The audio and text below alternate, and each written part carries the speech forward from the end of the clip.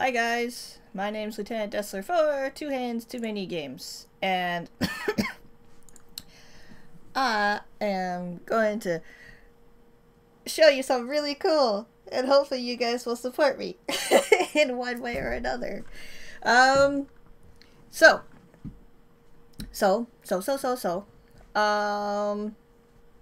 the next while for anything I do for streams or gaming, I'm hoping that I can do things that will have people come and help me out a little bit.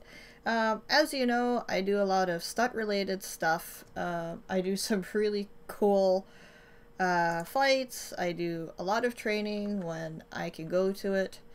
And one of the things that I would like to show you, actually, is a really wicked thing that had happened to me last year.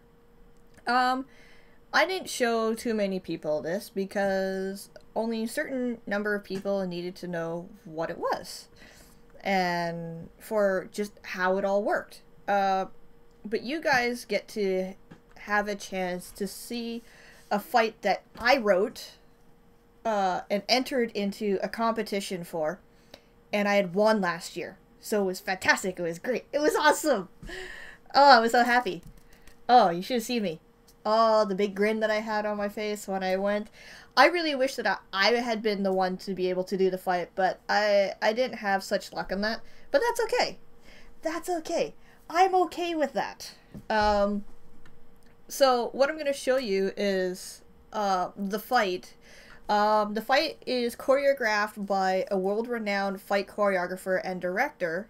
Or I'm just going to say fight choreographer. I don't want to say director, but I'm pretty sure he is one. Named Kyle Rowling. He did the lightsaber fights, or the fights for Star Wars Episode 2 and 3. He was also in Spartacus. He's done a whole bunch of other things, and he works out of Australia. So he is really well known, and I was told by Thomas that I would be lucky to have this man do it. And the two other performers that are in this fight are actual stunt performers. So I was happy to get this all done. It was amazing. So you guys get a glance into what it's like in the process of taking a script and making it into a fight that can be filmed for TV show or for a movie. And ideally what I'd like to see for this to happen is for this fight to actually be filmed for TV. Well, actually, this one I want to turn into a movie, not so much a TV show. The other novel that I'm writing, I'd want to have that be turned into a TV series, so we will have to see. So, on top of that, I'm going to put myself, and I'm asking you guys to, if you guys are generous enough, to help me out a little bit. I'm not really asking for much. I am happy to take whatever you guys would like to donate, if you guys would like to. But have a look at this. I'm not going to do too much commentary. I'll probably type it off to the side.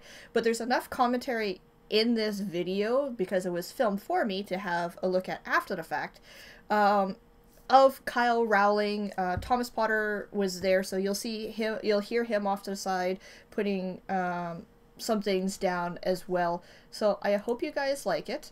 So let's get this going, so you guys get to see what it is.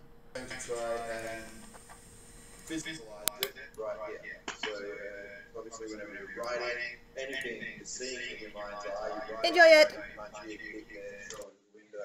So we're going to see if Pepper and Hunter here, thank you guys, can replicate this fight.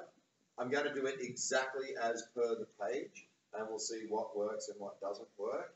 And from there, we will offer suggestions, tweaks of how it may sort of work better, and then the writers get to go back and, okay, next time I'm writing the fight, I've got to remember to do this or this.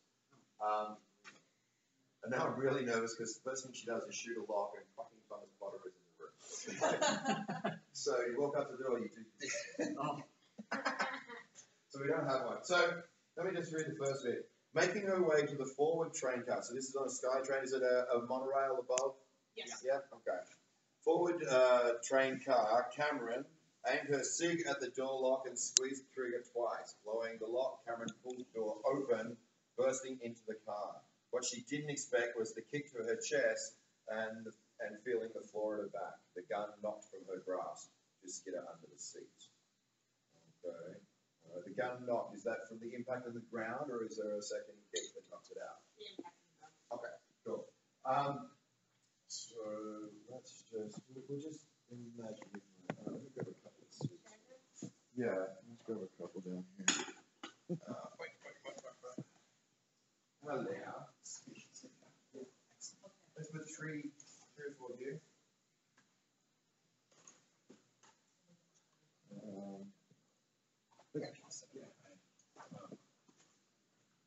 While you guys are sitting up, I'm gonna just so we'll tee up. Yeah, now put them right together like a train. Alright. We need to set up some cameras and just have them recording so that we can get this in and make it. Okay, and I'm trying it too. Okay. I've never used this. Awesome. So. No, that's great. That's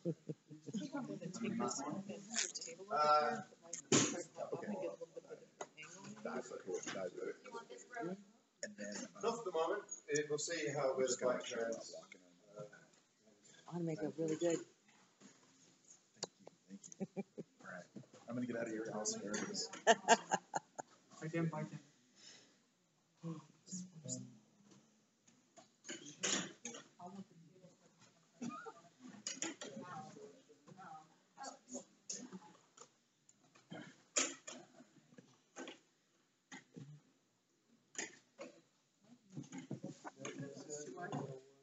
As you can see, we're trying to figure out how we're going to enter the train.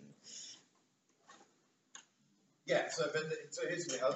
I'll do it as per, and then we'll look at the tactical problems of that, and I will refer to your help. So as a fight director, stunt coordinator, or whatever, if I'm doing a moment like this that has a firearm moment in there, then yeah, I can do some firearms, but my job is to get the best people in each department. So I'd have my armourer, and my tactical firearms trainer on set to handle all of the gun stuff.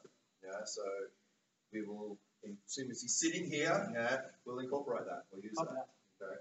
So I was thinking the door will probably open inwards on a train anyway, but it says outwards, so we'll go with outwards. I'm just trying to find which side. So 100 on this side, but we need her inside the train. If you pick it this way, she's going back outside the train.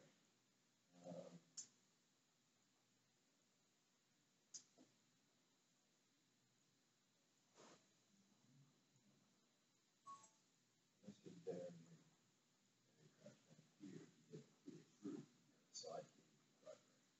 so little window on the train here, right, and door. So if you're down here, Pepper, as you just come in there, so we'll say the door open, shoot the light on the inside. So you can hear, door's opening this way, Tom, she's going to follow the line of the door first. Yeah, here. So there, she's seeing it, boom. And then you'll sit forward in the middle of the train there, loosen your gun under these seats. Sorry, we don't have a gun. That's right. That'd be good. Okay, so. Wow. 2 into the door lock, thanks, Pepper. Up, kicks it in the chest. You go to the ground, knocks you on the ground, and the gun goes underneath the seat. Cool? Alright, let's run that bit of action again. Just make it a stomach kick for the moment. Just because if we're going to do this, we're going to kick her in the chest, I'd get her a chest protector. And put mats down and maybe even a stunt double, depending on who it is. If it's Pepper, and 3, 2, 1, action. Bang, bang. What is it? In. Boom. To the ground, gun goes under. Excellent. So you say there. Yeah. Well. Did I need to hear so you? Yeah. So it's your lines. Do you know your lines, guys? Okay, go for it. Thanks. Well.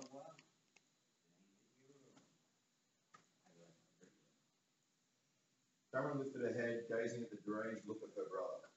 Her gaze followed his hand towards the front of the car train, and she spotted the dirty nuke that Cable had set up, watching the neon red countdown in the distance.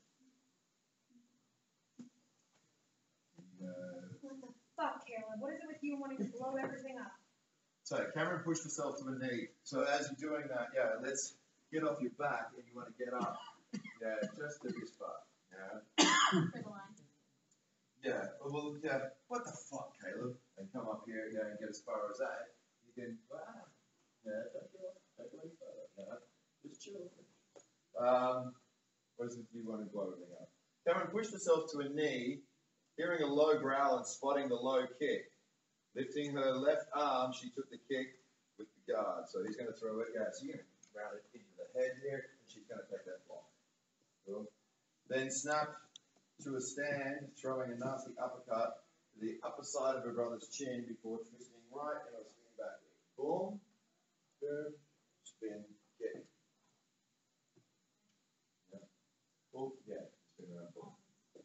So we'll say that, yeah, we'll check you in a little bit more. We'll kick her over you in a little bit more. So you're here. And she did come in on an angle because you kicked on the angle. So if you go here, when she does the spin kick, it'll drive you back into this frame of the door and not out of it. Okay, so don't shoot in here. No.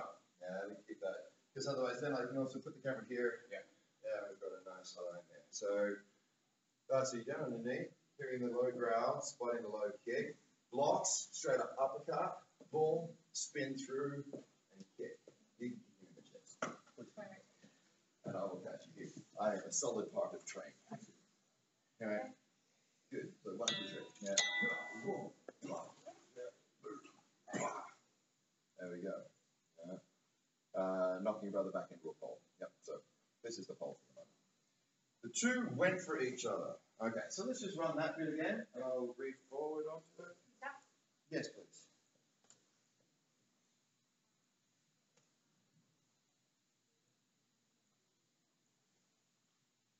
Yeah, in your time. Thanks, guys.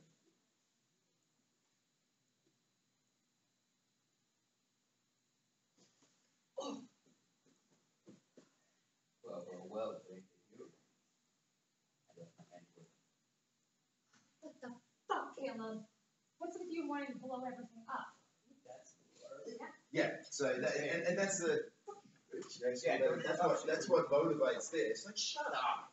Yeah. Little mummy daddy's favorite. You're always nagging at me. Yeah. Bit the head on the G.I. Joe doll. She's just getting her goat. Go. Boom. Excellent. So the next bit's open for us. Yeah, the two went for each other. Caleb and Cameron trading blows. Neither sibling gained nor lost in the exchange of blows. However, a miscalculated overhand punch allowed Cameron to take hold of Caleb's arm and with a sharp turn threw her brother over her shoulder and down the train away from the bomb. Watching her brother hit the ground, Cameron quickly glanced over her shoulder, taking in the distance of the train's final target. Okay. So we're going to launch in here. We're going to grab, go for the collar elbow tie up. Cool. And spin around 180 degrees. Yep. Yeah. This will allow her to get the shoulder thrown that way. Exactly. Yeah. We'll come in. So raining blows. Yeah. We've got pretty much cut one. Pop a knee in here. Boom. Block this one. Yeah. Boom. Throw it straight at yourself. You get hard block this. Boom. Then collar over. Knee. Block. Punch him in the stomach. Boom. And give him the block. Cool. Okay. So yeah, charge her, grab her, run. And boom. You start a little bit. Well, let the momentum take you the other way through. So if you charge at me, yeah. He comes in. Boom. Boom.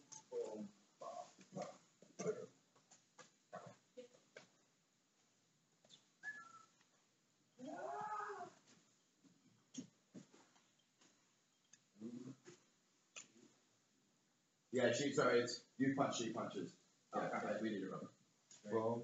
Boom, block, yeah, stomach, head. Yeah.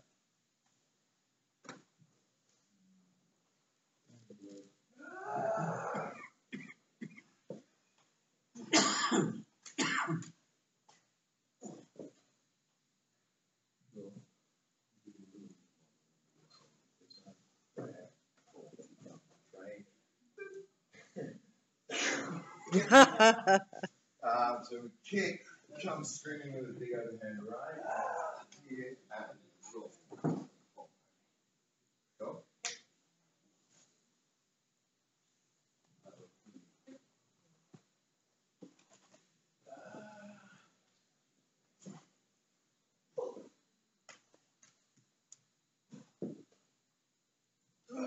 Give her a little bit on the cross, bang. You have to take a little stagger so she's got room to follow through with the kick. And now go towards him, perfect, and he's coming in. Grab that arm, come underneath it, drop down, step out of his way a little bit towards me. Yeah, boom, and just take him down. He's going to go over and roll through. Okay. So don't roll up. Crash. Yeah. Flat break fall. Yeah. At a later date, we can turn this into one of our, we'll turn this into one of our nice big over the shoulder throws. Yeah, we're just sort of getting in shape at the moment. You know. Prepare the meat and 3 veg, and then we'll put the spice on later. Okay. Shall we? Yes. One more time that bit, and then we'll go back over the top. So we'll keep doing it. We'll backtrack and do it. We'll backtrack.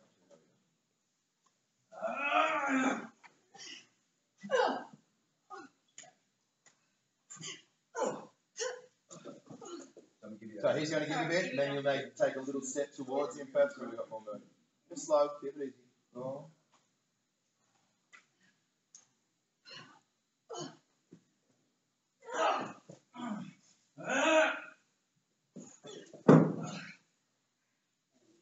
Cool. Now you look over your shoulder through the front of the train. There's the bomb, but there's the city that we're running towards. Yeah. I'm going to let him contact with that first pass with me after the knee. Yeah. Knee smack.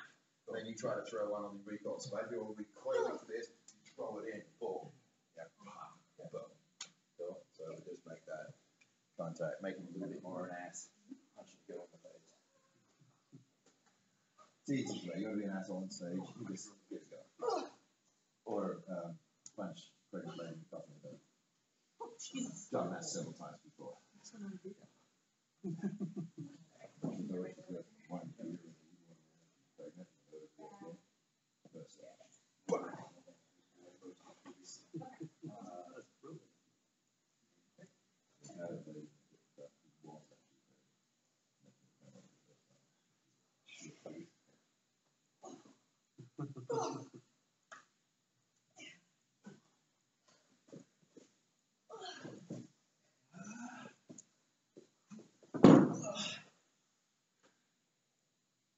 Awesome. So there's a moment while she looks at you, you're taking that getting hit, then you slowly roll over into your belly. Yeah. You can get up and to have a look over here without going too far. Yeah. You hear him angry, vocal Caleb got up, and just check yourself a little bit. So he's going to shoulder ram you and take you into the seats here. So we'll imagine we've got more seat room or another row of seats. Boom, smash him into the seat, boom. Yeah. Throw a knee over, hit a leg over here, and we're just going to just cover up over. Yeah. And he's just boom, boom. Yeah, so no, put him in the gear again, right? Boom. Yeah. And then a couple into the belly. So wherever we can get, we'll get coverage of this. Boom, boom, boom. So he's up. Angry, vocal Caleb. Shoulder ramming Cameron into the seats. Climbing on his sister, Caleb starts raining blows down in any open area that he can find.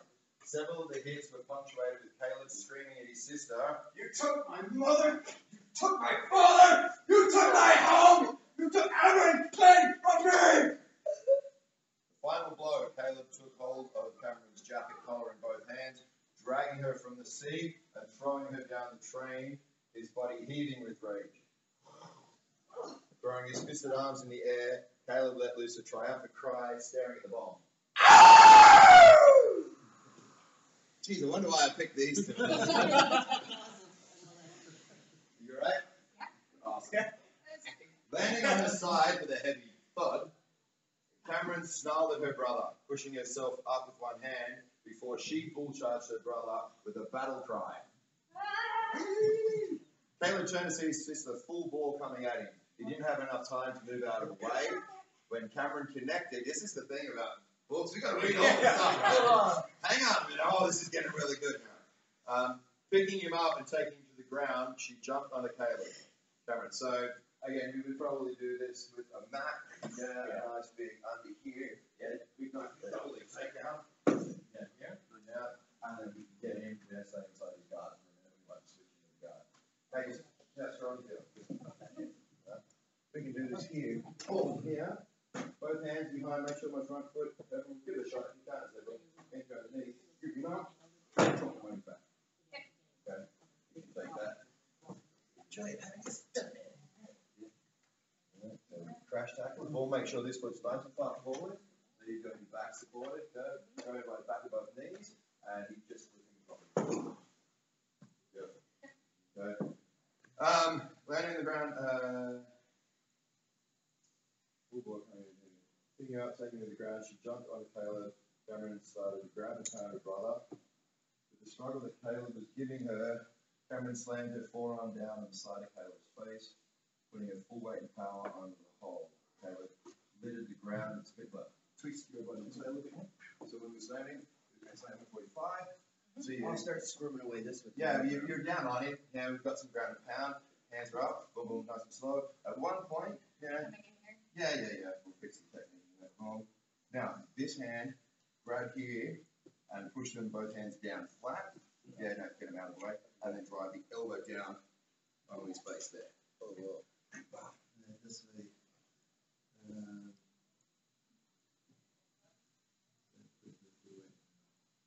Say her forearm, doesn't say right or left. Cool. Forearm down, cable lid at the ground. Split, hands work.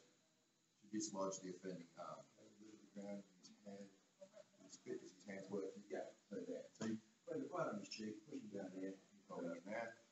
Boom. I am so sick of your shit, Caleb. I'm so sick of shit, Caleb. You did this yourself. I am so sick of your shit, Caleb. You did this to yourself. Cameron spat famously. Her own rage shone in her eyes. Caleb struck the side of Cameron's face before moving his second and third blows to her kidney. What have you got there? Got this? Yeah, give her a palm heel straight up. I got Shuto, palm straight, eyes. But here we go, hammer fist, boom. Yeah. Into the side of the face, bang. Yeah. Boom. And then should be clear to push it clear off. Yeah. Don't get off him. Yeah. Stay on there, boom, and then pump a couple into her body. Blows and so now the only problem here is that her kidneys are in her back.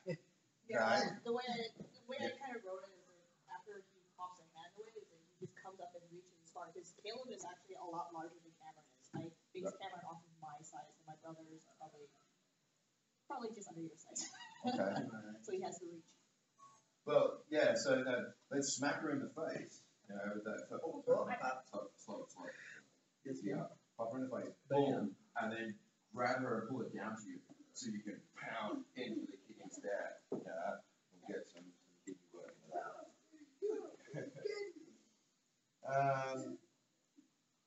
The blows to the kidney that Cameron had grunted in pain. Before she found that Caleb had managed to plant his feet on her chest with a mighty push, sent her down the training. So a couple in, boom, boom, boom. First thing you want to do in this situation is get the hell out of there. Yeah. So you get up.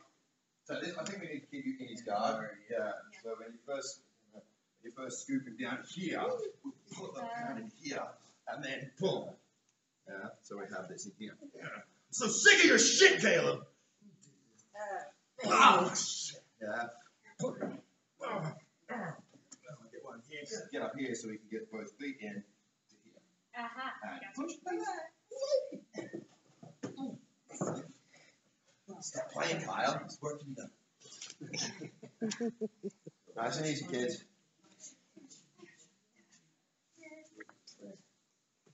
I'm sick of your shit, Caleb. You did this to yourself.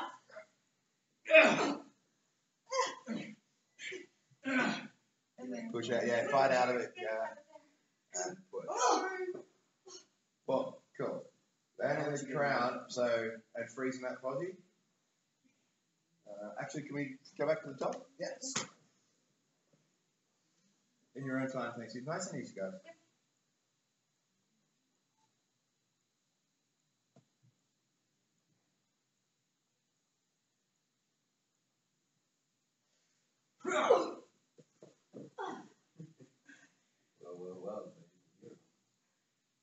How do you like my handiwork?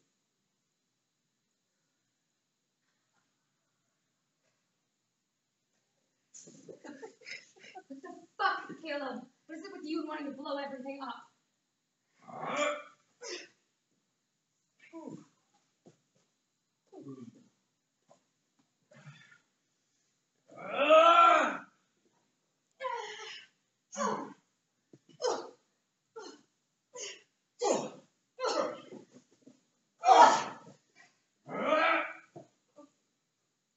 Yep. They can throw it, you have it.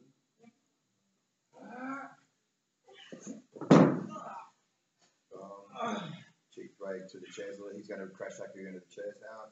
Yeah, so you're looking there. Turn your whole body around up the train, and you're hearing, so bomb, city, You took my mother! You took everything from me! drag her up to her feet by the collar. Boom. What was it? Throw down. Cool. Crash tackle into the ground. Stooping. And maybe here. Yeah, kick around a little bit. All right. Cool. And cut the rein. Boom, boom, boom. Scoop his hand out of the way and nail his elbow. I'm sick of your shit, Caleb! You did this to yourself!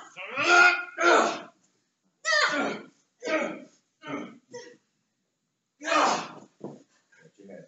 Okay, good. Excellent. How you feeling?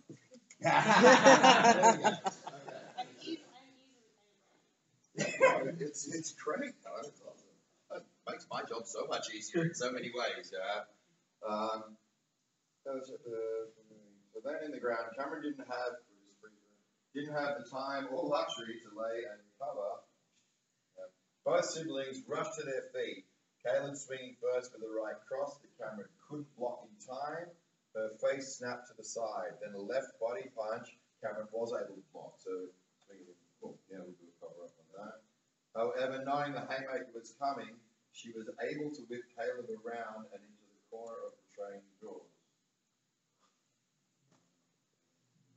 Yeah, so bam, cover up on that one.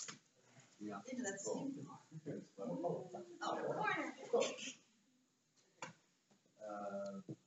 This one, so Caleb, keeping Caleb's body facing the corner. So I'm going to speed 180 to that, going in forward there. Or if we come this way, I'm speed all the way there, into there. Right, yeah. And then she's going to hit you, bam, the side of the head. Let me just double check here. So, yep, cool. So you want him facing the wall. Yeah, Yep. the idea of the train is actually much larger than what we have here, but it will work. Because when he shakes us that we made a connection, she takes the arm, whips him around, and throws him to our train. The idea. Okay. Do that. You can take a specific haymaker. I didn't specify which direction, I don't think. Right. I didn't say which haymaker, but as long as it's the correct. Well, it would make sense for it to be that one, because if he's gone through the right, boom, left, boom, that's going to be that one. So you want to grab the arm and spin him around into that way. Yeah, or into this. Yeah, into that one. Whichever. As long as we're making use of this. Yeah, so then you just plant him in here. Yeah. 1, 2, 3. Slowly, guys, please. Come go through. Wicked left foot. Hold his face before she let go. She's on the side.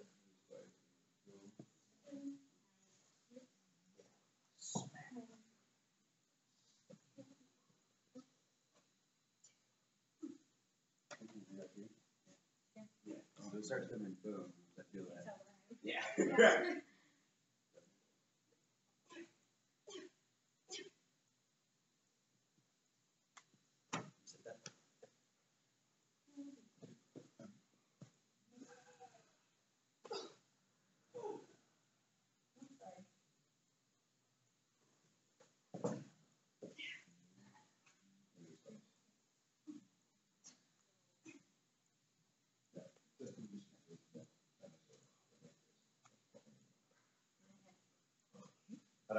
get to block. Yeah. No, he actually eats all three. Don't bring it up, bang. Yeah. 1, 2, 3. Again, this is a tweak we made. Probably get 2 in there, bang, bang, and then you cover up for the 3rd. And I go, okay, now he's covered up. Now I'll do something different. Right? That would be the tweak. Okay. So something he's covered up here. Boom. All right, there's a lever right there. I'm going to grab this. I'm going to spin him out of this in here. Elbow drops you now straight to your knees. Boom. Knee goes. Oh yeah, I like it too. Mr. Father seems happy as well. Yeah. You're making all these notes, right? Oh, this is pretty much straight off her thing. You know? So, Pepper, bang, drive that in, smack him into that wall, and then rebounding. Boom. Oh, so she's punch, punch, punch, and then you do slam his face into it, and then pull him around, elbow, knee. What is wrong with you, child? Me and my brother did not have the best relationship, and this is the extreme end to get this order to actually happen. So a little catharsis, right? It's very cathartic. Bounce, recoil, slap. Punch, punch, punch, then slam his head into the wall. Yeah. Boom, now spin him around. Yeah, right elbow, right into his nose. Boom. Drops a knee. Pop. Down he goes. The blow turned him towards his bomb. With his vision swimming, Caleb threw out a haphazard backhand strike that hit nothing but air. He felt Cameron on his back, forcing him to his hands and knees. As an arm wrapped around his neck, Cameron, for all the strength, was unable to choke the brother out. Right, so it's not going to drop you on your back, the knee. Can't be. So I guess we drop it to your knee. Yeah, boom. But this one, take it back and down and roll right over onto your hands and knees. Gotcha. Yeah, boom. My bomb, my beautiful bomb. Yeah, pick him up and we'll go in. Yeah. Okay. With a choke. But he's just too strong. He's supposed to be on his hands and knees when he gets it, when she jumps on his back. Okay. Because the next part of that, she actually takes his leg, his arm from under him. Stay on hands and knees. Yeah. Thing if we were trying to film that, that's a difficult, we'll do it as is. It's just a difficult angle to film, but we'll work with it.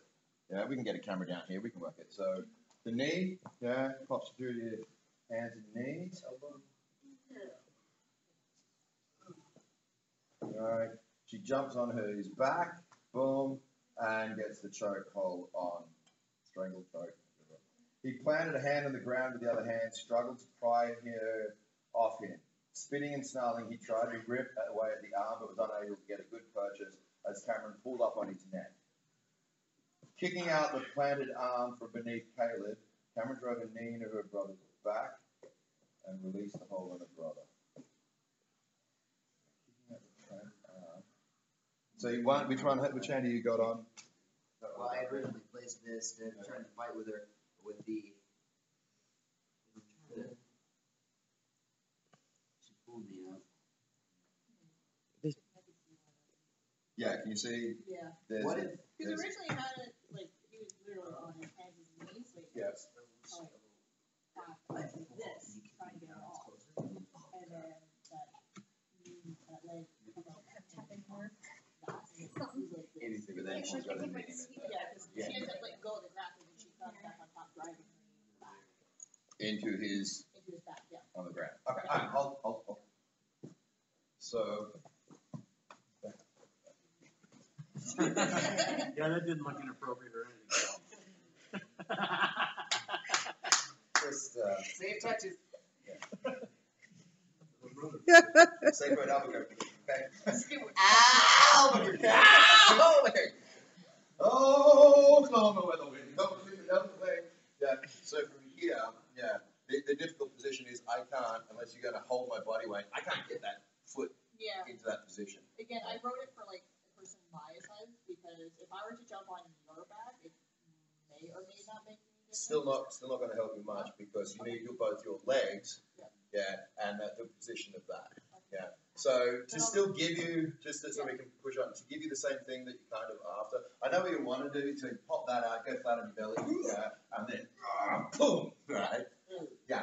That's going to be a difficult one. If we get him up into here, and I can't get him, and then I'm just going to drive it into the spine Okay. from there. Yeah. Regardless of the size of the person, there's still certain physics and stuff that just make, and bodies only work in certain ways. So, how imagine if your brain limbs could go in all directions. The next evolution of mankind.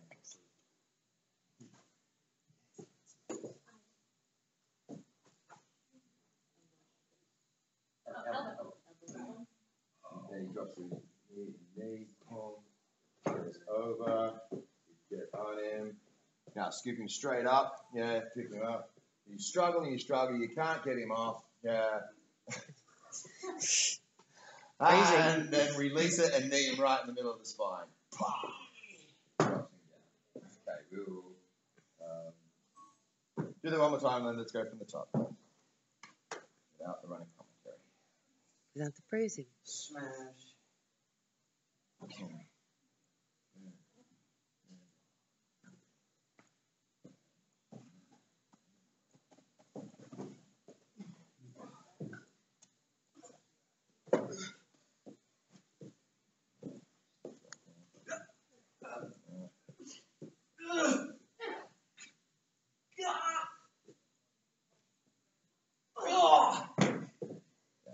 Excellent.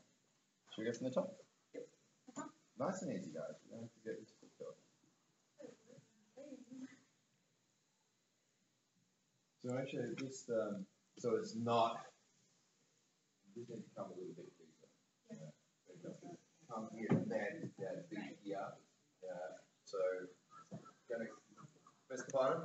Just check the room anti-clockwise. Yeah. So doors opening in this way. Come through here. Boom. Get to there. Yeah. Yeah. Okay. So she wants to move with face going into the room, right? Into the room. No, she's moving slow and smooth. Yeah. When you come in, but it's smooth. That's the essence of it. It's coming in smooth. Bang, bang. Well, ain't it good? I got my handiwork. Oh, Caleb, what is it with you wanting to blow everything up?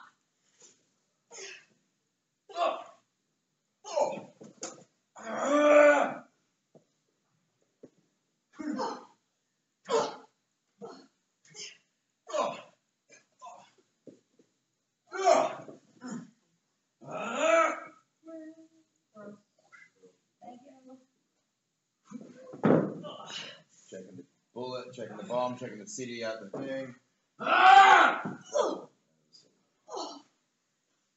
You took everything from me! You took my mother! You took my father!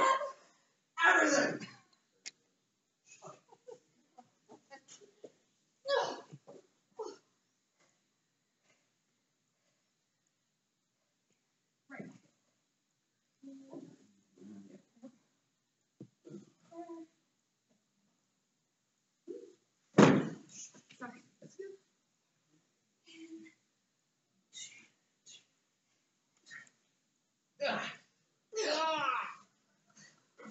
Caleb, you did this to yourself!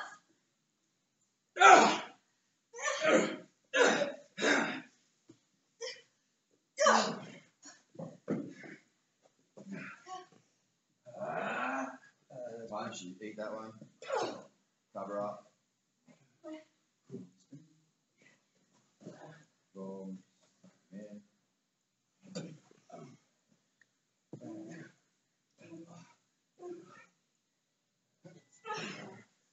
Put the arm spinning around. And now don't drive it through, just pop it in and out. Yeah. Boom. There we go. That drops it down. Good. Under the neck. Don't let him get to that bomb. He's just going to trigger it. Sitting straight up. Now don't go up and down. Give me right back up and just crank on it. On it. Yeah. Yeah. So we can have this. Yeah. Now you're stronger though. You're going to win. You're going to win. You fit slowly. Oh. Slowly start to get this open. It's opening up. It's opening up. Shit. Pop the knee. Bang. Yeah. Okay. Come back over him now. Grab his head. He's going twice into the floor. So kneel down. Well, yeah, twice into the floor. Yeah, Hunter. You're gonna boom. Boom. Okay. You're gonna grab the hair here. You're gonna grab his chin. Can you push up, like probably push up here, all the way back into there? He's twisting. At this point, guys, you get the eye contact. Right? Brother and sister sibling. Yeah, he's fighting. You go, Cam, no, don't. Right? And then, yeah. Okay. Well, so you're having here, you're gonna roll it and twist it. Yeah. What was that? Sorry. Your knees right back here. Right. So we've got him twisting him here. We'll roll it down and twist it this way. Okay. Awesome. I so love it when one of my kids I've been working with for years, like when Blakey gets one of those giggles, it's like, yeah, okay, I know I'm on a winner then. So here, we're twisting around. You're going to roll it down and then snap. Yeah, and let it go.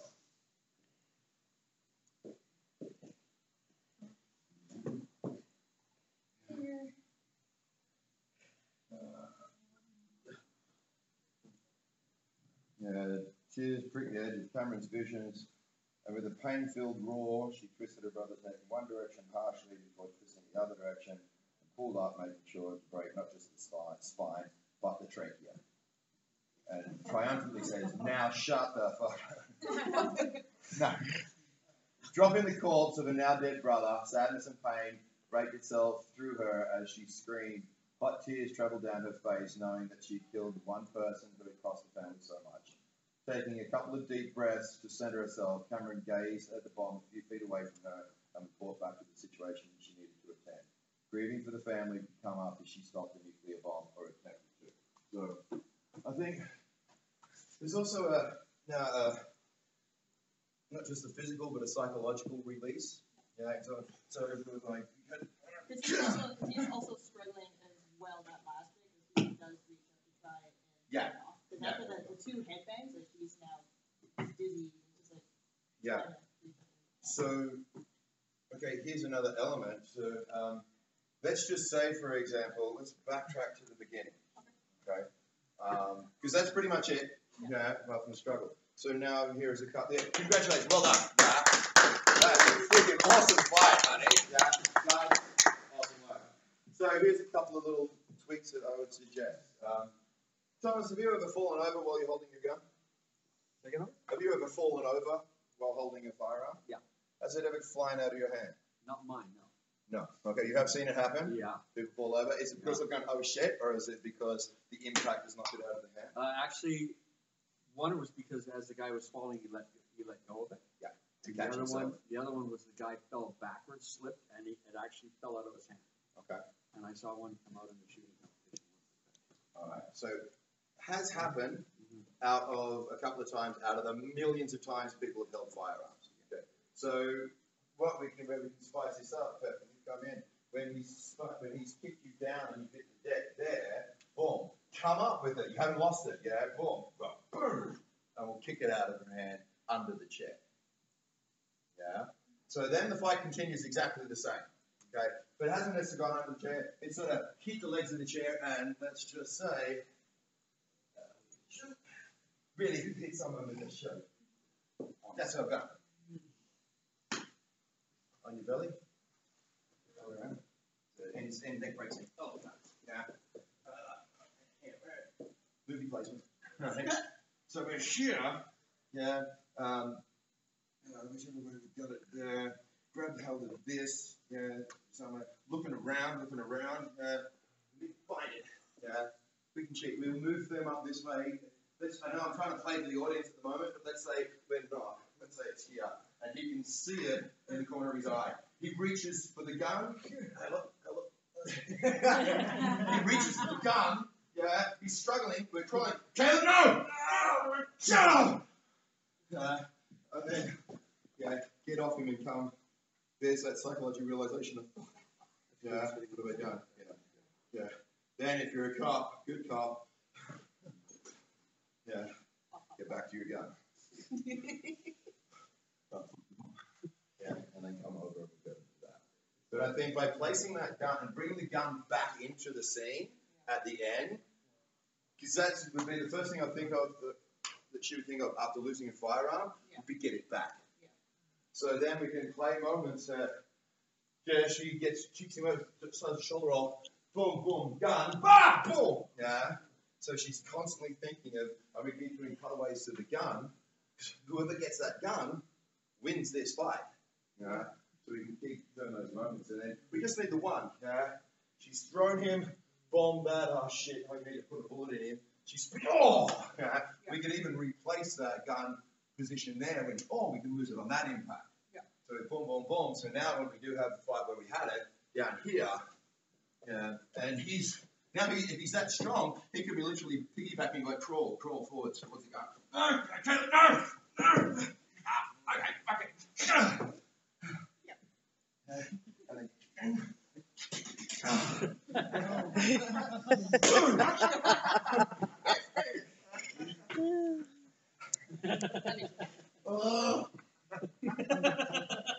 Shiny head people. This is why you all want to interners. That's good. And that's that. So let's do it one more time. Let's use the gun. Let's do that. Now let's slow it down. So when you do come down, kick, place it here. Yeah. Boom, boom, boom. On that moment, look for it. Get here, turn back in this way on him. Yeah. You will get the crash tackle in. No. So that, yes. She's on the ground. She's coming back this way, so you can crash tackle under that, and that will drop it up there. Yeah. And then what time is it, folks? How many is this finished? 3:30. No, it's that's how I roll. Time is money, and money is like good. Yeah. Money is somebody else's. Money is my friend. Yeah. Time is money, and money is always somebody else's. Like. All right, quiet on set. Thank you, folks. Roll camera, sound, speed, set, and bang, bang.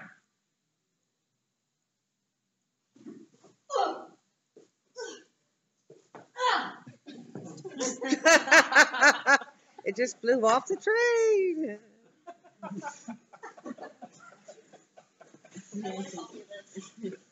want to copy this.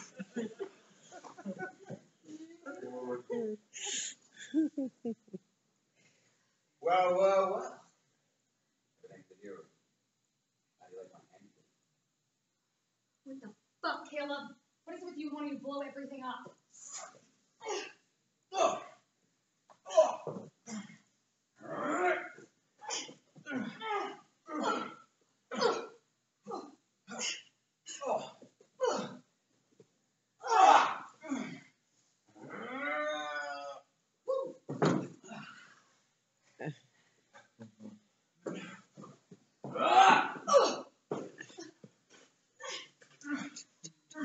You took my mother.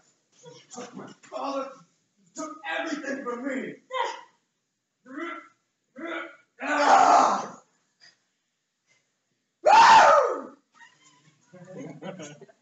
So stay facing that way, hands up. Yeah, you came in with the primal scream. Yeah. Oh, scooping.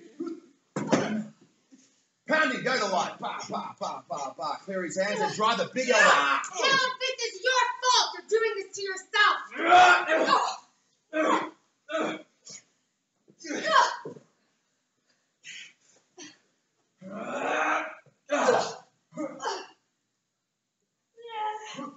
Okay, keep going. You're doing great. 2, 3. The third one we're going to cover up. Slam his head. Good. Spin around elbow.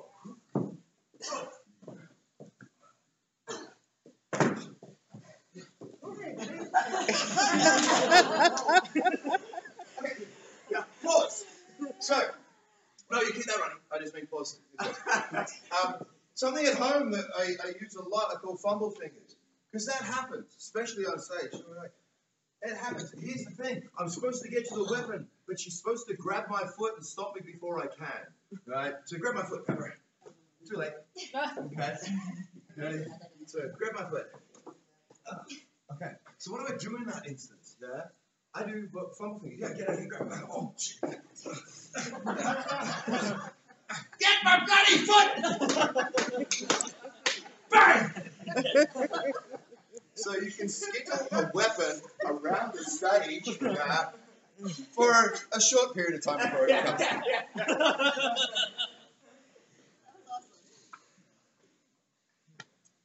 Okay, so from the knee to the face. Just make sure it just out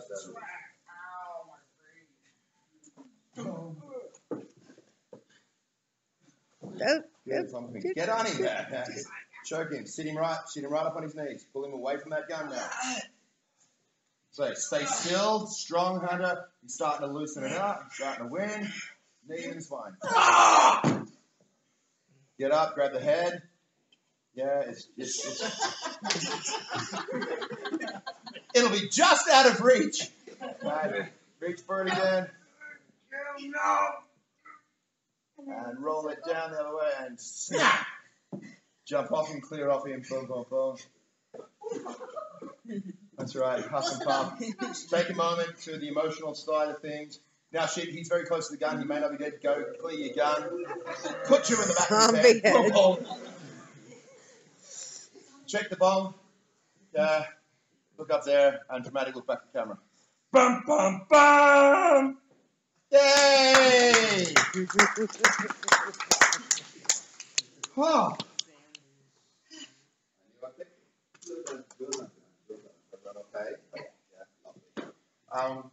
Obviously, there's no point working this till 3:30. You can see how it works, so we can move ahead a little bit of an early, unless I would like to debrief, chat. Yeah. How does it feel to see it? Yeah. Is it what you imagine? Is it anywhere near it? Is it way off the mark? No, actually, most of it was where I wanted it to be. The only thing is, if I were to film it, I would need to have the actual dimensions of the Skytrain to be applied on, because the way I had initially envisioned the entrance was when as soon as she rips the door open, she goes in, Caleb comes around, he actually front kicks her.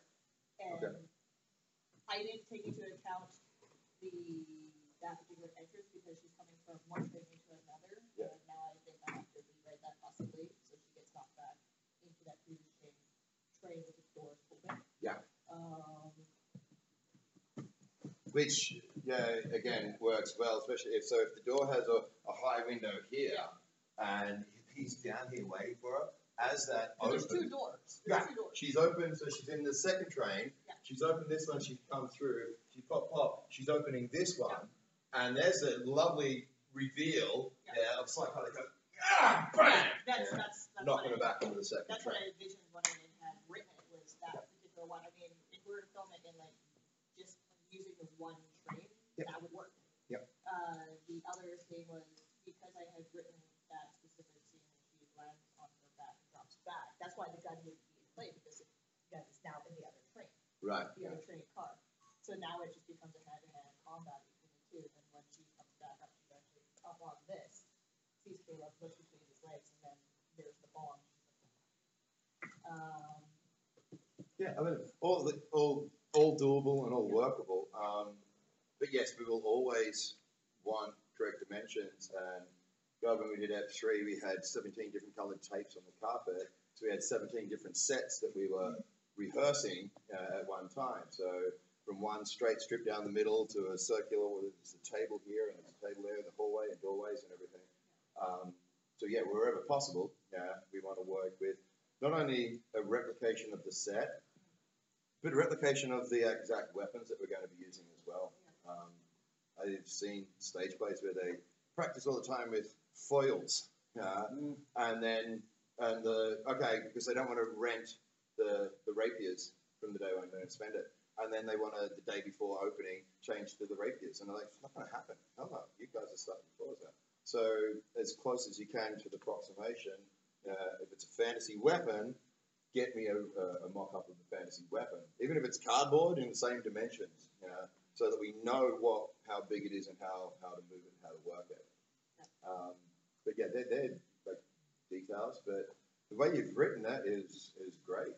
I didn't have to change choreo at all. There was the other thing when Cameron throws Caleb into the door. I kind of picture it towards like the middle of the train. Yep. Because in our trains, there's that, like the hook punches were good. Yeah. Well, it's not just that. There's the doors, and then there's the barrier. Right. Because Yeah. there's a set of seats here, and there's another set of seats on the other side of the barrier.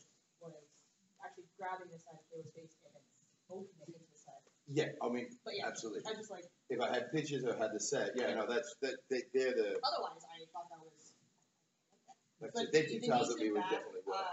I know that there is a section that I'll have to rewrite because just watching the thing we talked about the training, like bringing it up.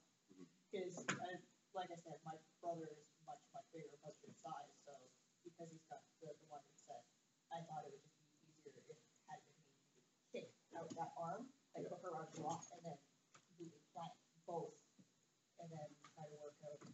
Because when you're trying to put your body weight down on him anyway, and then you try to lift this one, as soon as you kick that, you've got no stability on that side, you'll go down. So, I will agree with that. Yeah, no, that's fine. But again, here's the thing. You get them up into this moment, and if we were filming it, being cut away to an outside shot traveling with the train through the windows, looking back into the train, and go back to setting the geography of the world, and the train goes, and then, so now we see the city, the train rushing towards the city, and then you come back inside, That's a great shot. I like that. Yeah.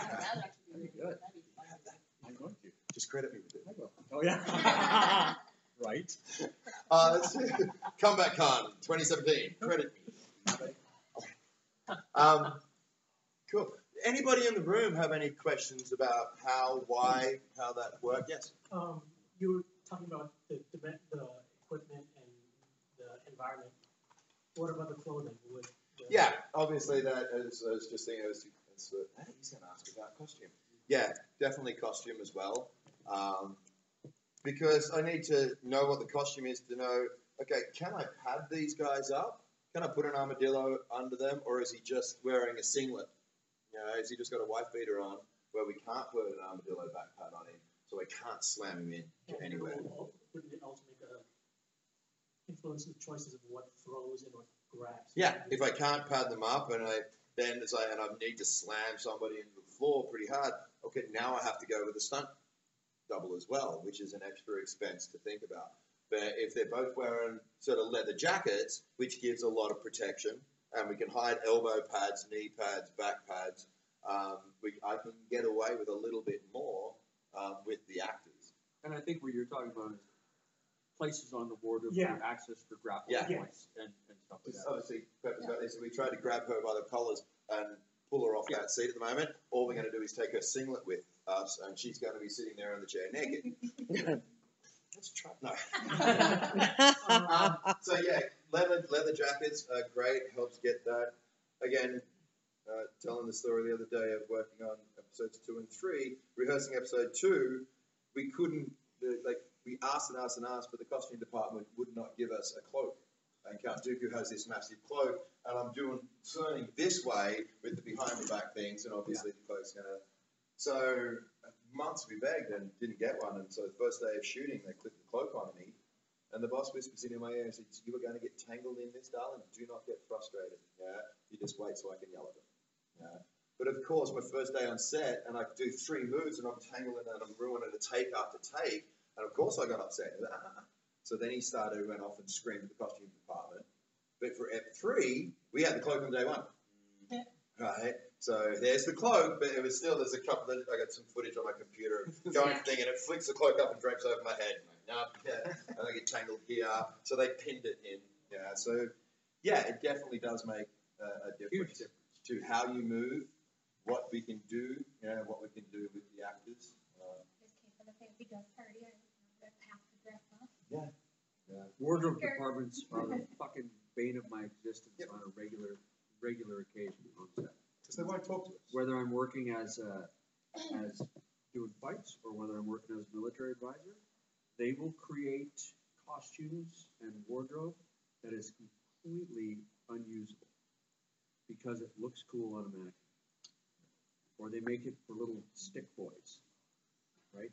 and then you try to put men into it. Yeah. You know, guys who are 200 pounds and more, and are 6'3", all of them.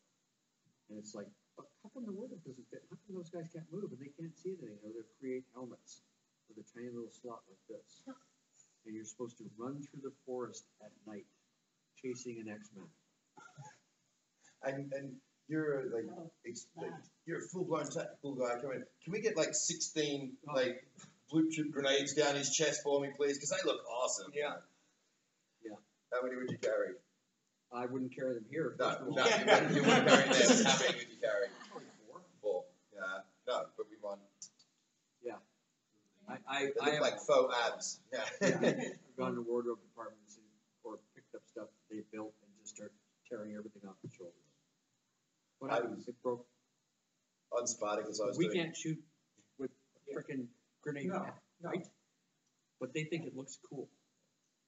I was doing a wardrobe fitting one day on Spartacus, just because again, Jag and I had been working on our gladiator stuff for a while at that point. I just heard the head of costume going, "Hey, darling, can you grab me that Ready Arius helmet, please, and bring it over here?" Ready Arius was the only class of gladiator that did not wear a helmet ever. He was the net and tried guy. Right. Yeah, only one ever to. I went, sorry, I'm a bit of a gladiator geek. Did you say Ready Arius helmet? I said, yeah. I didn't think they ever wore one. Oh, yeah, no, we found a reference that they did. Really?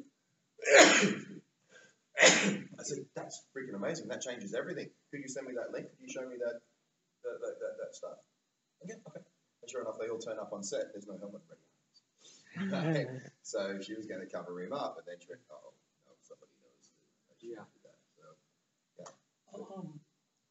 I'm not sure if this was in the original writing or if it was a choice you made as a choreographer, but when especially considering the supposed size difference between Cameron and Caleb, when she went for the ground and pound, I wonder why she bothered reaching for the face rather than groin femoral, because that's what we were taught, right?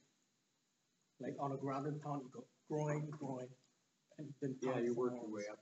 Yeah, it was just, it's a rush thing, and this is by no means. It's more of an emotional state that she needed to get him down and out as quickly as possible, because at that point in time, she's racing to stop a nuclear bomb from going off. Instead of... Here's the other thing that, I don't know what it's like with you, but back home, siblings, when they fight different. Yeah. It's more like sit on your head and fart stuff rather than punch the hell out of you. So I understand it's an action film, we need to throw the punches. But I was doing a stage play, and it was a new piece, and the writer was in the room, and it was this massive punch-up between the two brothers beating the hell out of each other. And I went, you know what, from a realistic, psychological, honest point of view, two brothers are going to fight, just like up here. It's this sort of stuff. It's more grappling, go down, it's this sort of domination fighting, rather than smack, boom. So submission rather than destruction. Yeah, it's an emotional fight rather than a physical fight. Yeah, and but so in this sense, when we're still playing brother and sister, this is what haunts him. It's more an emotional, really impact is driving you forward. Because Caleb has destroyed her entire family, and yet he blames her for that because he decided to go for the life of crime. He went to the military. So there is again the three balance centers, or three that we fight from: our intellectual, our emotional, and our instinctual. So an easy way, Romeo and Juliet. Okay, Tybalt's a instinctual martial artist. Everything is from here. I like to think Mercutio is a smart ass. He's an intellectual fighter. So he will move from this center, much like Ali. Muhammad Ali would beat you before you step in the ring mentally.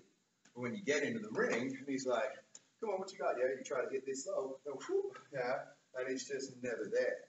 Whereas Romeo, when he's finally goes in to kill Tybalt, it's all leading from the heart. So this is where she's at. She's not thinking about her technique at the moment. She's messed here and here, which is how where I have to take Tybalt to justify that Romeo can beat him, because he's that much better. I have to get Tybalt out of his instinctual comfort zone and bouncing back and forth between his head and his heart. He's just killed a kid. He knows tomorrow morning he gets hung regardless. The prince has declared it on pain of death or men depart. And he hasn't just killed the kid, he's killed the prince's cousin. So now he's like, oh fuck, he's dead. What have I done? Right, but if I'm going to die, if I'm dying, you're coming with me. Yeah. But he's an emotional wreck. He's not, here come, come on, here, he shouldn't be. Otherwise, there's no justification for him being able to be, Romeo being able to be. Yeah. So again, I said the other day, our job is 90% psychological warfare as fight directors and 10% physical. So if you're sitting there going, I need in the groin, then obviously we're not doing the acting job well enough to get you thinking emotionally about this situation rather than just physically. Does that make sense? Yeah. Because it is emotional, physical telling of the story. Yeah. Right? Fights are the physical embodiment of an emotional dispute. Yeah. We don't throw punches until we've run out of things to say. Until we've just so with that note in mind, watch shows and see how many shows you watch where it looks like performance, two actors working. The characters stop, right? They start throwing punches, and that stops. But when you get into a fist fight, who you are doesn't stop, man. It intensifies. Yeah. More of who you really are actually comes out there, right? And this is why you have to study the characters and the story, because if they're just a couple of Arkansas hit brothers, not going, golly, you just done our sister. It's not going to happen. You need hillbilly kung fu. Yeehaw! See who's the human fat panda?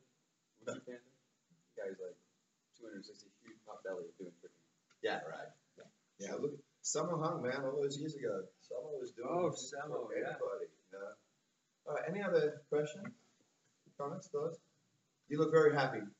Yeah, thank you for writing a great piece, everybody. Thank you. Thank you for choreographing it. No, you're very welcome. I love this. And acting it out. This is a fantastic thing. I would love to see somebody come next year with a sword fight. That's the biggie, right? It's easy to go, left punch, right punch, left punch, right punch. But with people coming in with little to no knowledge of swords and see what they come up with and what they think swords are about, and they go, yeah, okay, this is kind of a long way off, or this is not too bad, but that would be an interesting thing.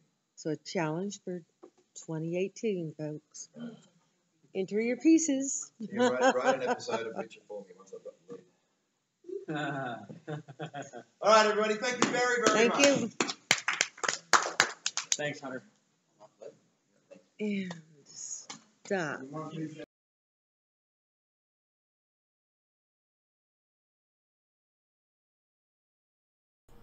Oh my god. Oh, I want to do this so badly again.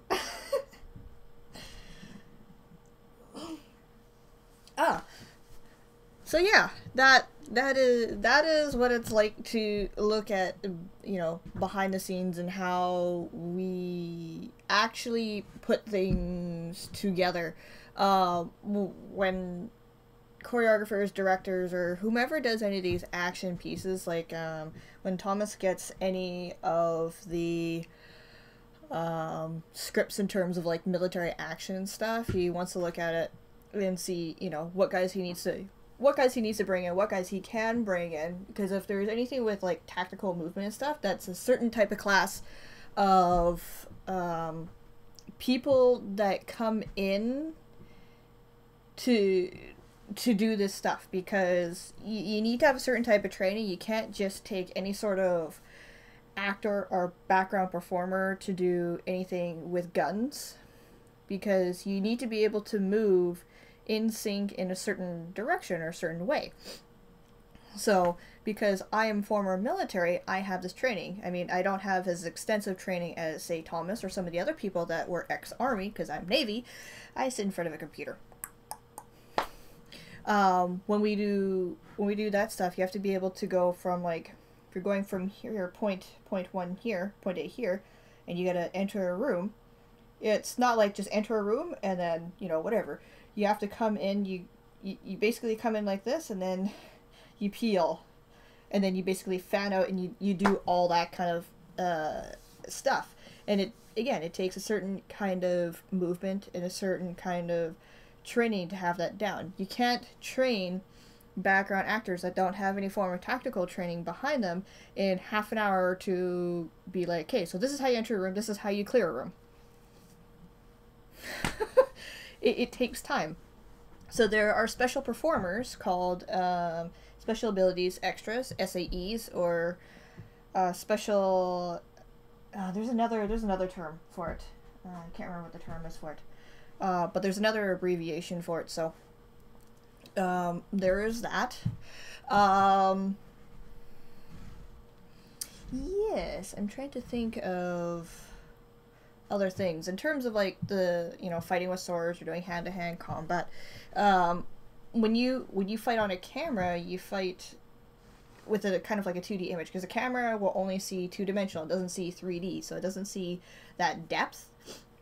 So when you watch them do the fighting, there's that gap. There's that gap of when either Hunter is taking that swing and he misses, and there's like, you know, this much of a gap, or sometimes longer, depending on where the camera angle is at, and the reaction of Pepper, who's the other performer.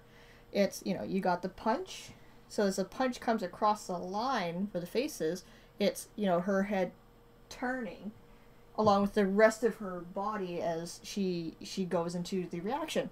A lot of it is cells for these fights as opposed to doing the actual connection point of fights. Granted, this is why there are stunts, because you'll do as much as you can to kind of show the camera, or, you know, yeah, show the camera that you have these points of connection, but then you have to get in close for like some of the grappling, so you have to come in and actually not necessarily hit the other performer.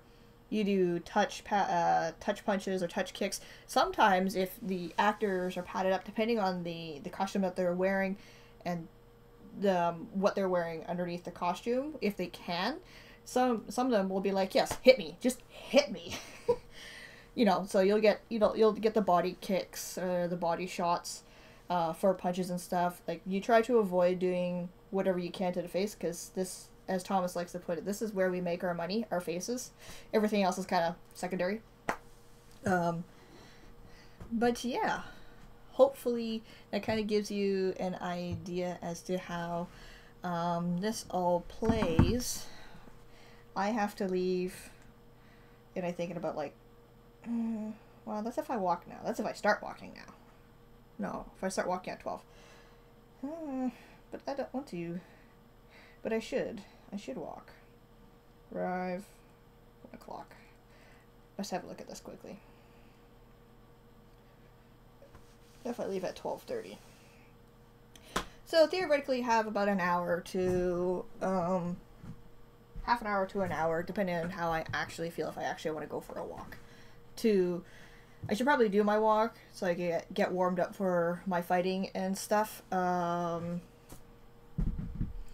I kind of also want to do a little bit more, just to kind of give you guys an idea of stuff. But I can't necessarily do that in my room. It would have to be something that I record, because I have a wonderfully big backyard garden. Not garden, but a wonderfully big backyard where I can actually work on doing my sword stuff and practice that, and then do two hands. Oh, that would be so much fun. So much fun. But I think what I'll do is I'll probably play a game, maybe, for a little bit before I have to leave. What would I play? Has to be something film related. Actually has to be something film related. I could do Mortal Kombat, but Mortal Kombat is an actual combat thing. And I don't really have anything that really doesn't really, well, that depends. It really, really depends.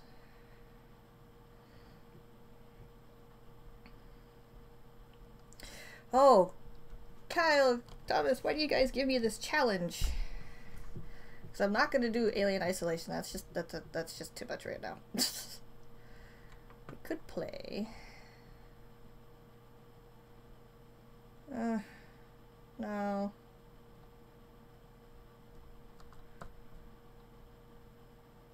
Oh, I don't know what I'm going to do.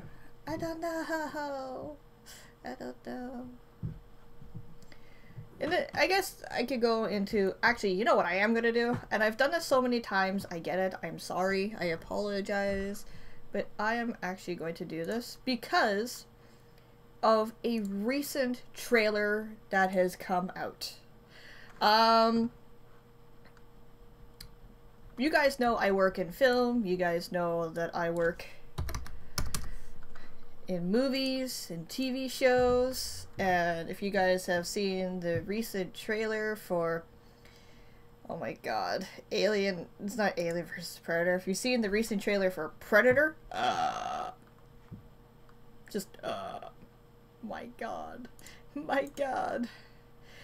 so I worked on Predator, or, yeah, the Predator, depending on how you want to look at it. Oh, what am I doing? Whoa! Uh-oh. Uh-oh, what did I do? That's not what I wanted to do. Did I reverse my thing? I did. I reversed transform. The horizontal. There we go. That's what I wanted. Oh, so yeah, I worked on Predator, and I had to work during the day. I really wanted to work during the night because they had night shoots, and it really saddened me that I wasn't able to do so. I kind of actually cried a little in the corner because it's like, oh my god, no, why? Yeah, I was so sad about that. I was so sad. So in honor of the movie, I'm gonna quickly blitz through the Predator, oh my god. I'm gonna blitz through the Predator, story mission and talk a little bit about the Predator and some of the stuff that I had learned. Because there's stuff about the movie, and I am really big into spoilers. So, if you don't want to know anything about the spoilers, do not watch. Or do not listen. But if you'd like to have an idea, because this is just stuff I found on the internet. This is nothing from behind the scenes of what I worked on. It's really sort of kind of half screwy for me, because when the original information had come out in regards to the movie and the script itself, there were things about it that I hadn't expected or learned about the movie and the production itself. My understanding from, and this is stuff that you can look up, there was leaked information about this before, so it's nothing new. But I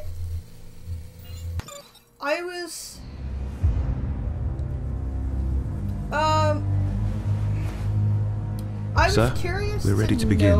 About how old do you think it is? Would happen and how the story would play out, because there was talks that there would be hybrid predators, there would be more than one predator, that there would be things going on.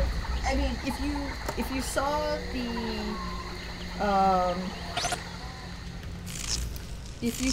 saw the Twitter videos, or the Twitter photos, there was predators riding on top of an APC. Now, I don't know what the hell was going on. I don't know what the story is because there's just so much stuff that is going on right now that confuses me, that compounds me.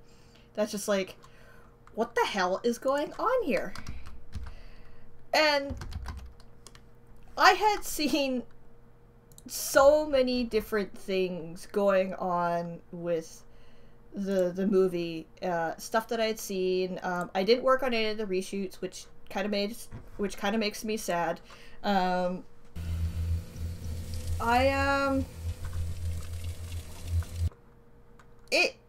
was interesting.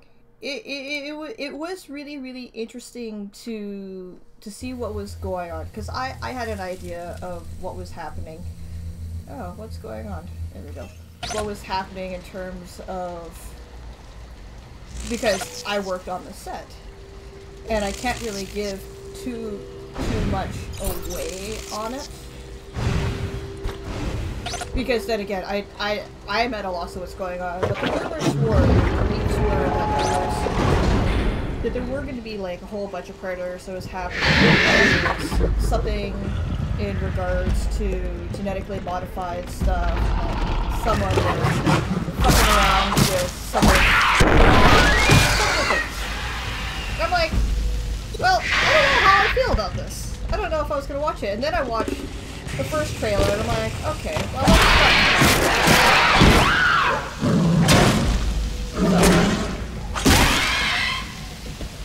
and then I saw trailer 2, and I'm like, what the fuck is going on here? What is happening?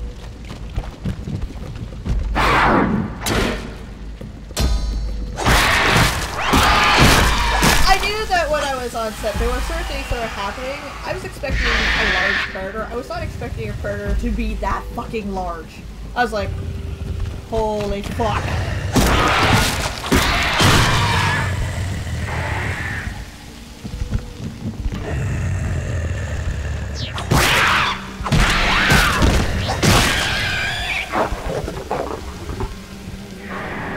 But yeah. Oh god. Ow!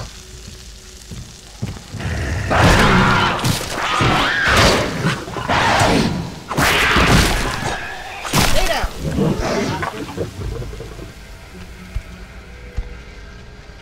Now is it? Okay. Well, let's fix this then, shall we? I should also probably, like, speak up a little bit more. I just hurt my knee, and my god, that hurt. Oh. Oh, that hurt. Oh, son of a bitch, that hurt. Oh. Motherfucker.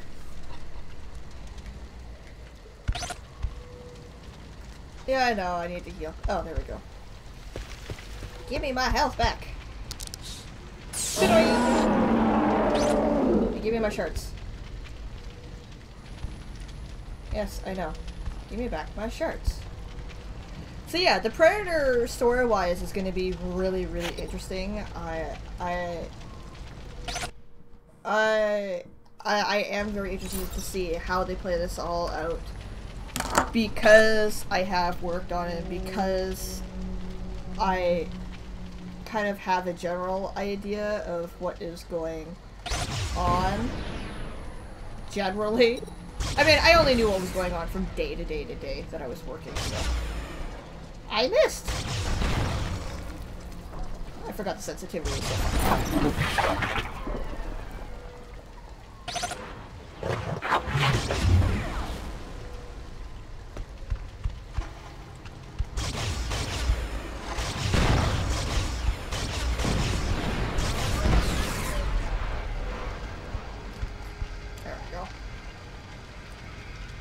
Oh, to think I'm gonna have to do fall reactions later. Ugh. Is that not enough? Oh. Apparently I didn't charge it enough.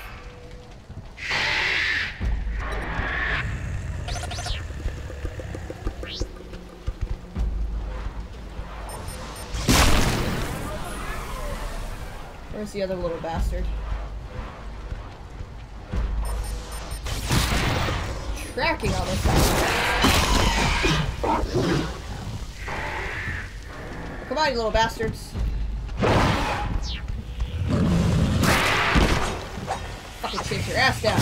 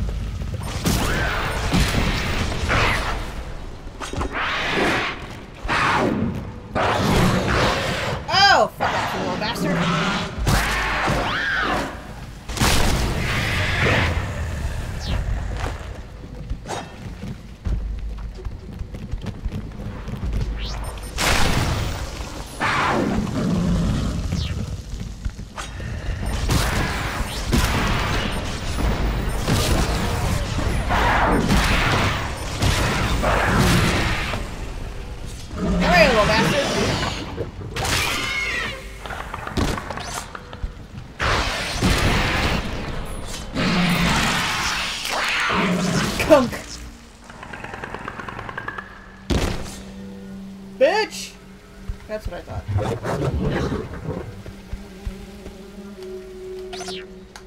Whee! Thump. Oh yeah. Fuck yeah. Oh. So yes, that predator that gets pulled out in trailer 2 out of the fucking school. I sat there and I watched that building for like 8 days. I was like, oh my god. Oh my god. I was like, fuck. And then when nighttime came around, I missed out on all the fun stuff and all like the nighttime shoots, and I'm like, no, this makes me sad. I really want to go there and do this, you bastards. I really wanted to work on the nighttime shoots, and I was like, no. Oh, it's just so sad. But yeah, just like watch the trailer. It looks good. Like I want to see how it turns out. So yeah, we'll see how it works. We'll see all of this fun stuff.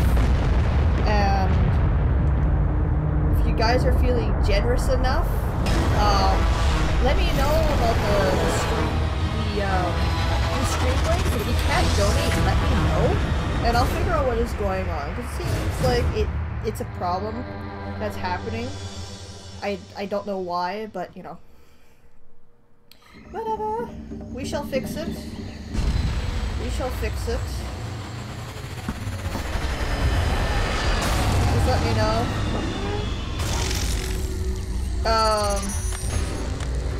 Armored, if you don't mind, can you do like two $1 donations to the links to see whether or not they're working? I'm curious as to why they are not working. Because that would be really, really confusing. Because I don't understand why it's not.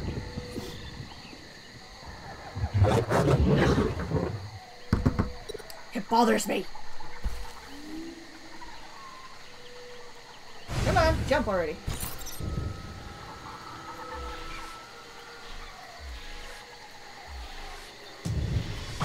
Hello, humans.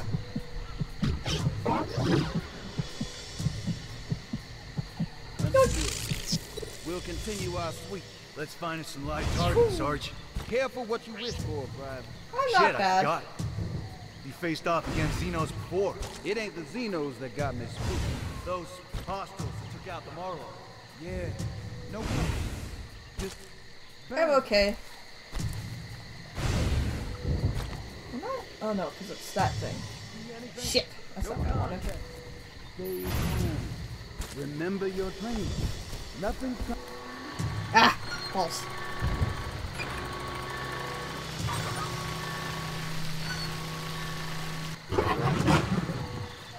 No, don't put me here. What the fuck? Yeah. Oh. Just let me jump.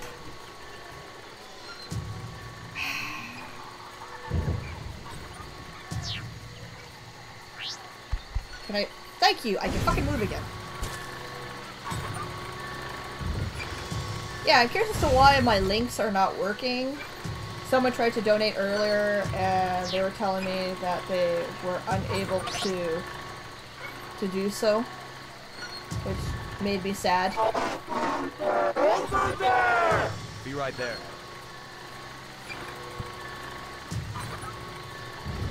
Woo!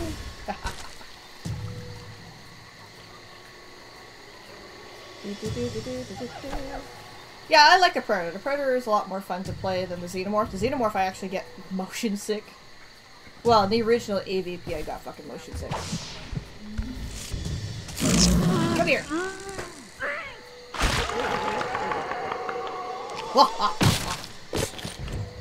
Yoink! Can I not fucking jump back? Really? That's kind of lame. Whee!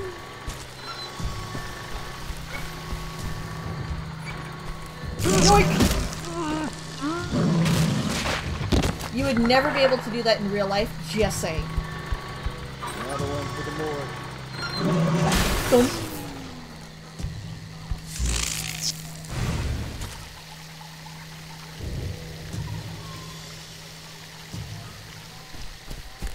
Where are they?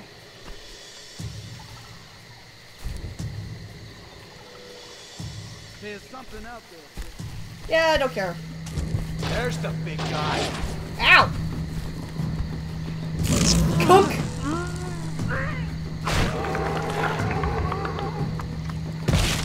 Yes, stare at me as I kill you. Don't relax, just get me. Whoa.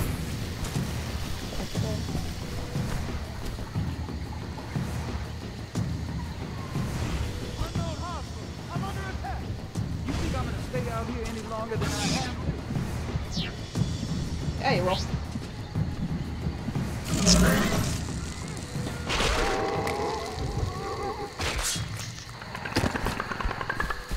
How's that for them apples, huh? Sucker. Yoink. But I don't need any more energy.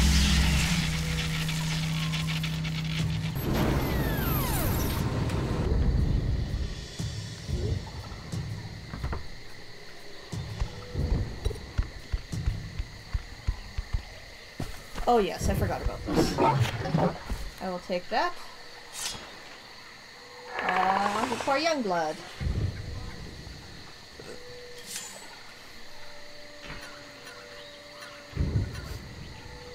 So yeah, I'm curious to know more about the story and how it's all going to work out. Like, just judging by the trailer and not by anything that I know, because I don't know how much of the story. I don't know. Oh, well apparently something works. It says I got it says I have $2. Does it say I have $2? I can barely read this. I was gonna make this work. Okay, so yeah, it works. I don't know why the links were not working.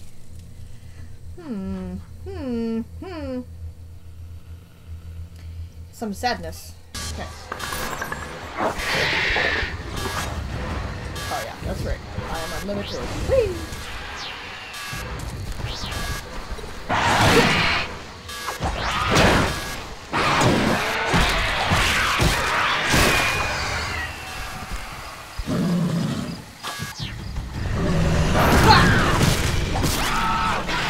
Give me your face. Well, give me your back. But you know, hey.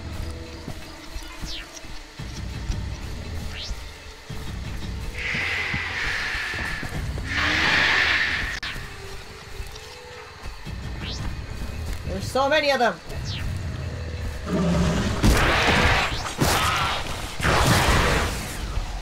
I have to be careful with my energy use.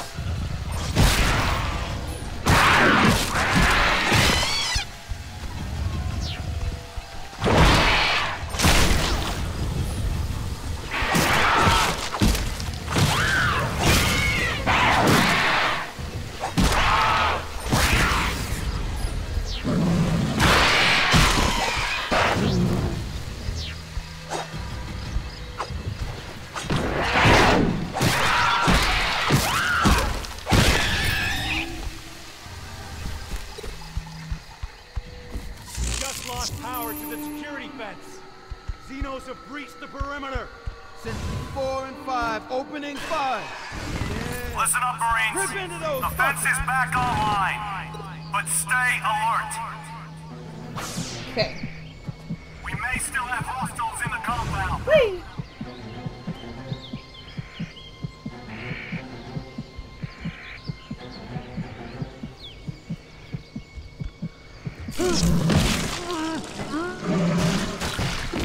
We've lost contact with one of the perimeter guards.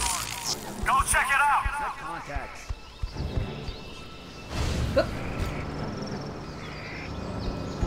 Oh, for fuck's sakes. Come on.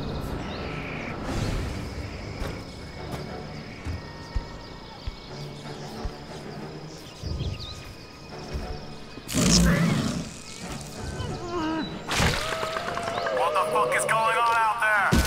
Somebody talk to me. You're a target.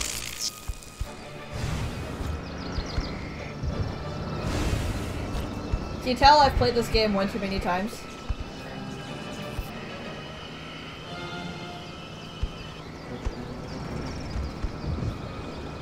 There is Multiple casualties. Anybody still alive? Ow!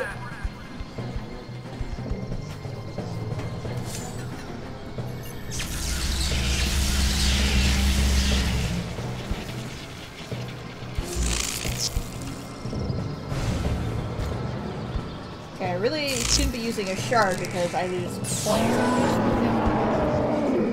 Whee! what is going on out there. Doors open. Please. Hostile in my sight. Shit.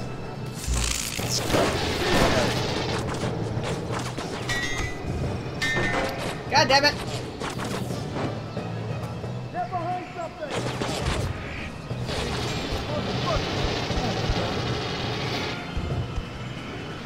I missed one. Oh fuck.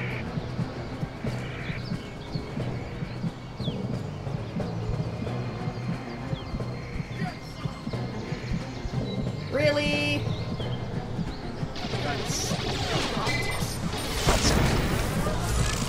Down.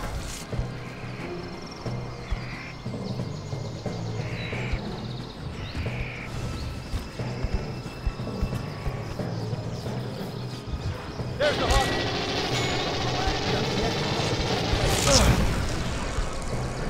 Nice. Come here, little bastard.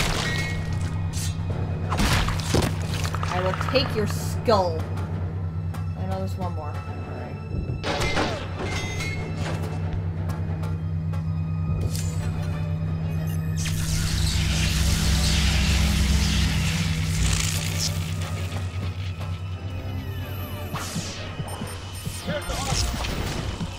Not anymore.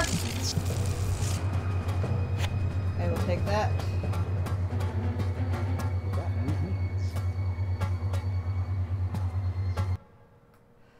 I don't care. Hostile presence in the control room. I need backup. You're dead. Come back here. Where do you think you're going, dude?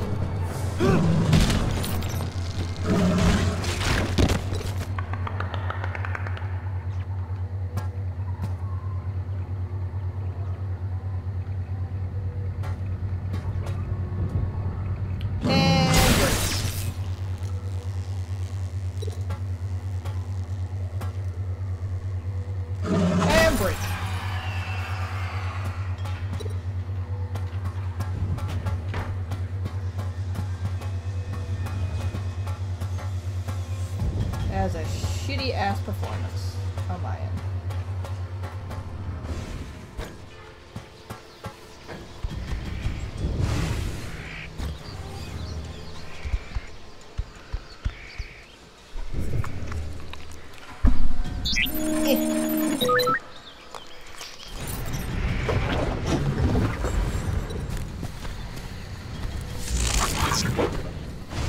We got movement in the swamp.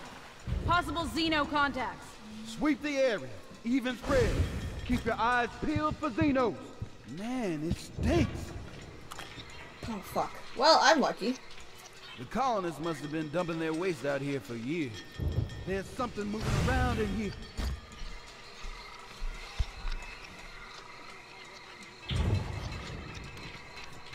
As long as I don't touch the water, I'm all good.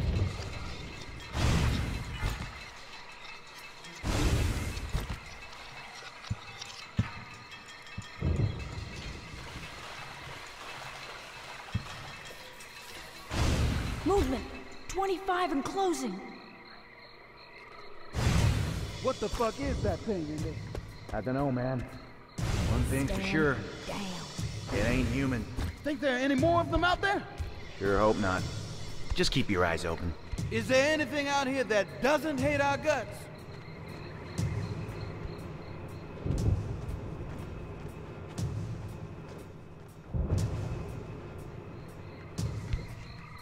I see it. Ow! Fuck! Gotta get him dying.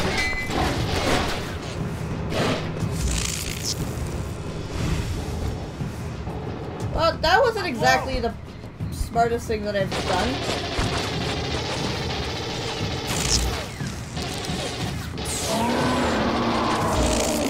Red flip!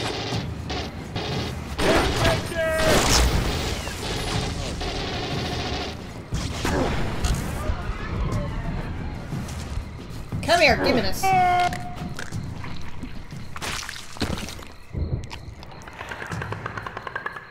As if that would actually ever happen.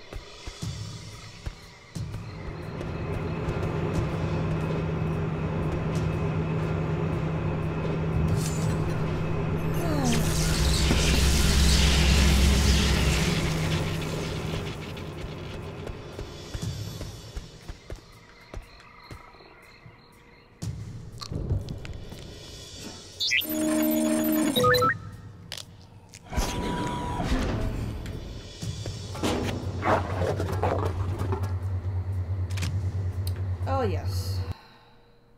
Proximity mines, which I very rarely use. I use like maybe 3 weapons this game. The combat stick, which is the spear, the wrist blades, and the shoulder cannon. That's it.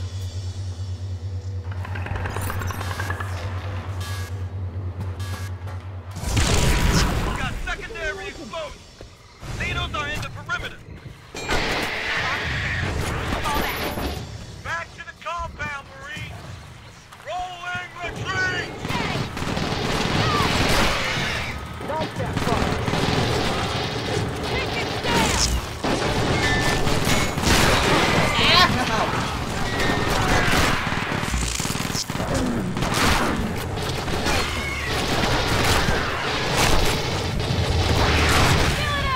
There's the big guy.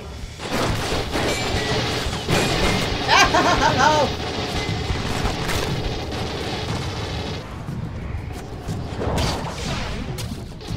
I got a bomb here.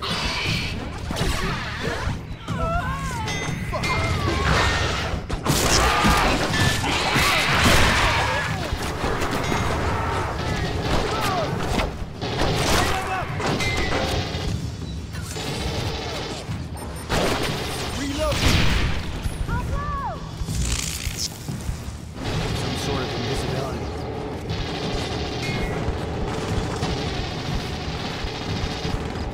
I got movement beyond 25. There's the motherfucker.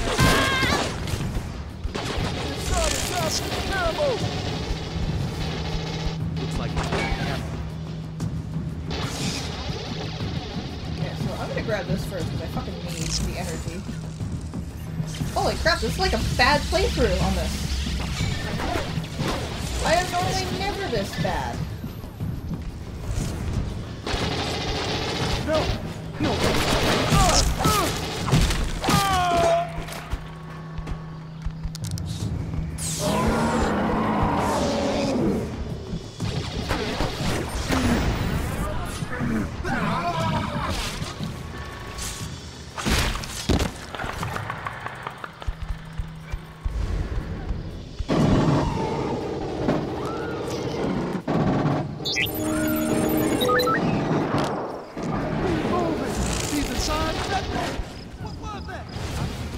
Yeah, well, I'm leaving.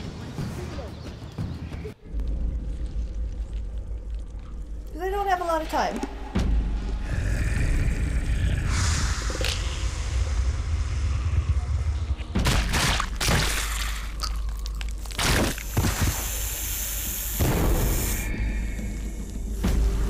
Maybe I'll just end it here so I can actually continue getting ready for my stunt day out.